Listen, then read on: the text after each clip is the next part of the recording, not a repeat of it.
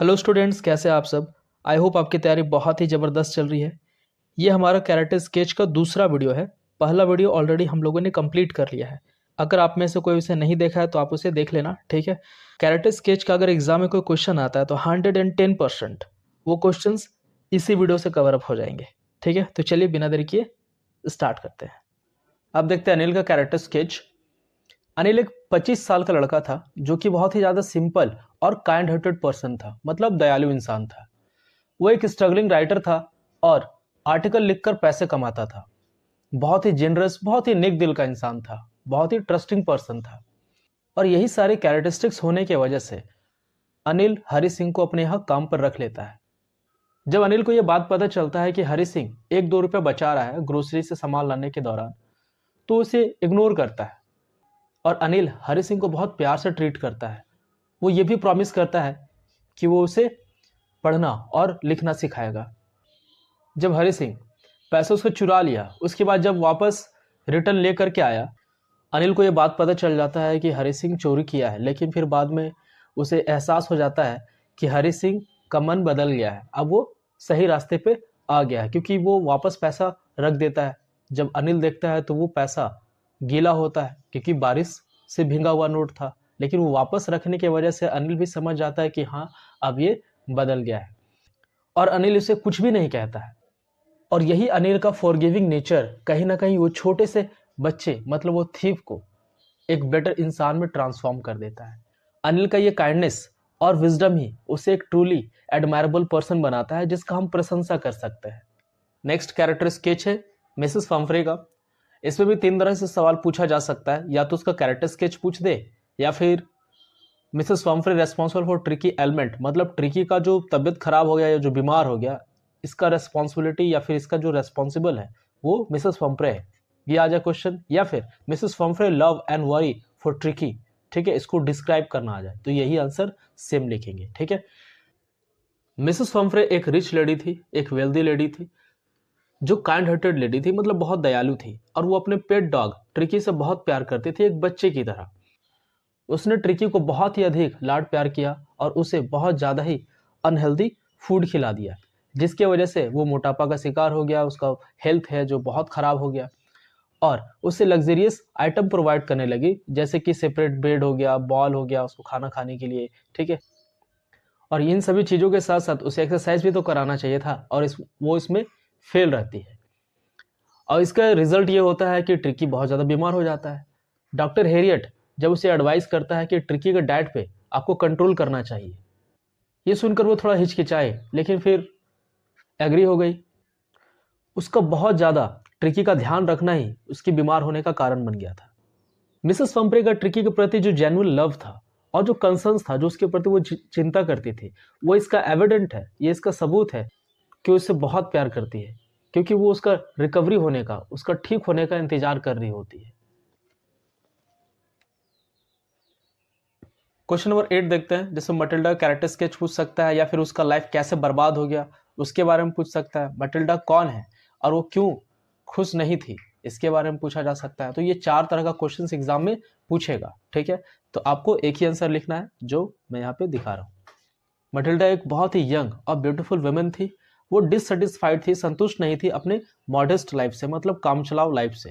उसका जो जन्म हुआ था वो बहुत ही पुअर फैमिली में हुआ था। उसका शादी भी हुआ तो एक सिंपल कलर के साथ हुआ, और जिसकी वजह से वो नाखुश थी, क्योंकि वो एक लग्जरियस लाइफ जीना चाहती थी। जब उसे ग्रैंड पार्टी में इनवाइट किया गया तो वो अपने फ्रेंड से डायमंड का नेकलेस उधार लेती है, और अनफॉर्चुनेटली वो इसे भुला देती है, खो देती है। और वो इसे इतना महंगा पड़ता है कि वो 18,000 फ्रांस उधार लेती है। उसका जो हस्बैंड है वो कर्जे में डूब जाता है। 10 साल तक वो पॉवर्टी में, मतलब गरीबी में जीते हैं। बहुत ही खराब स्थिति हो जाता है। लेकिन बाद में उसे पता चलता है कि जो ओरिजिनल नेकलेस था वो फेक था, वो सिर्फ 500 फ्रांस का था। मेटेरियलिस्टिक वेल्थ को लेकर कहीं ना कहीं उसका जो डिजायर था उसको ही ले डूबा, जिसकी वजह से उसका लाइफ बर्बाद हो गया। अब क्वेश्चन नंबर 9 देखते हैं। अगर एग्जाम में इस तरह के क्वेश्चंस पूछे जाए, ठीक है, जैसे कि क्या होता है जब ऑजवल अपने रूम में इंटर किया, या फिर ऑजवल कौन था उसको एक्सप्लेन करना है, और कैसे वो एक चालाक सीक्रेट एजेंट था। उसके बाद अगर ऑजबल कैसे मैक्स से निपटता है, मैक्स कौन था, how and why did he enter Oswald's room and what happened to him, ठीक है, उसके साथ क्या हुआ, कैसे वो ऑजवल के रूम में एंटर किया था।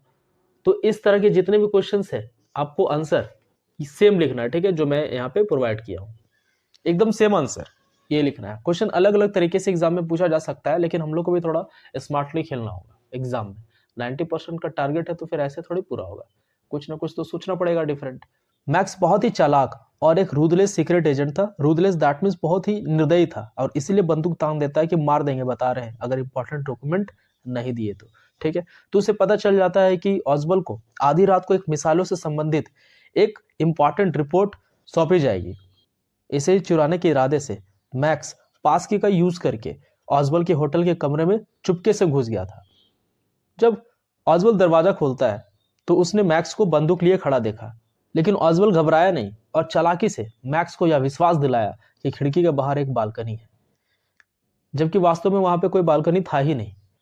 जब दरवाजे को कोई खटखटाया तो मैक्स बहुत ज्यादा डर गया, बहुत ज्यादा पैनिक हो गया। उसे लगा कि कहीं पुलिस तो नहीं आ गया है, और वो खिड़की से कूद गया, जिससे उसकी मौत हो गई।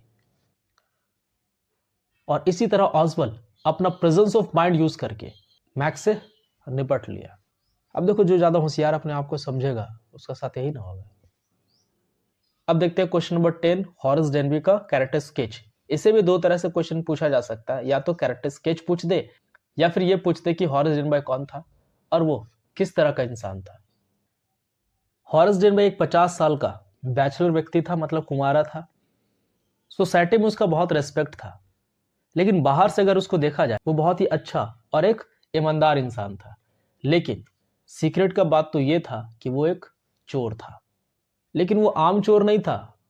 वो सिर्फ उनको लूटता था जो बहुत ज्यादा अमीर होते थे, और किसी को नुकसान नहीं पहुंचाता था।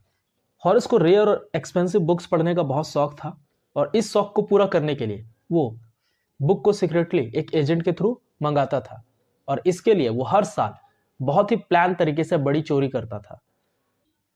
वो हमेशा बहुत ही सतर्क रहता था और कभी भी वेपन कैरी नहीं करता था, मतलब कोई हथियार लेके नहीं जाता था। तो प्लानिंग तो बहुत ज्यादा केयरफुल तरीके से करता था, लेकिन उसे एक बीमारी थी, हे फीवर, जो उसे समर के टाइम में होता था, और वही एक सबसे बड़ा प्रॉब्लम था उसका। वो चोरी इतना प्लानिंग के साथ करता था कि वो कभी पकड़ा नहीं गया, और कहीं ना कहीं यही इसका जो ओवर कॉन्फिडेंस है उसको ले डूबा।